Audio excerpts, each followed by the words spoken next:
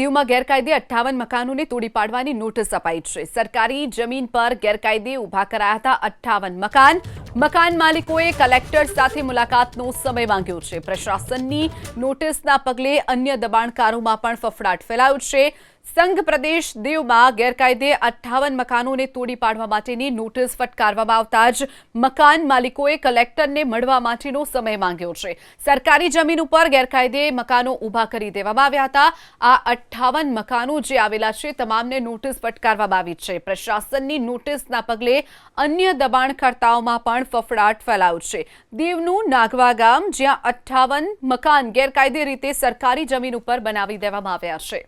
સંઘ પ્રદેશ દીવમાં ગેરકાયદે 58 મકાનોને તોડી પાડવા માટેની નોટિસ ફટકારવામાં આવતા જ મકાન માલિકોએ કલેક્ટરને મળવા માટેનો સમય માંગ્યો છે।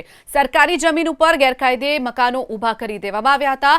આ 58 મકાનો જે આવેલા છે તમામને નોટિસ ફટકારવામાં આવી છે। પ્રશાસનની નોટિસના પગલે અન્ય દબાણકર્તાઓમાં પણ ફફડાટ ફેલાયો છે। દીવનું નાગવા ગામ જ્યાં 58 મકાન ગેરકાયદે રીતે સરકારી જમીન ઉપર બનાવી દેવામાં આવ્યા છે।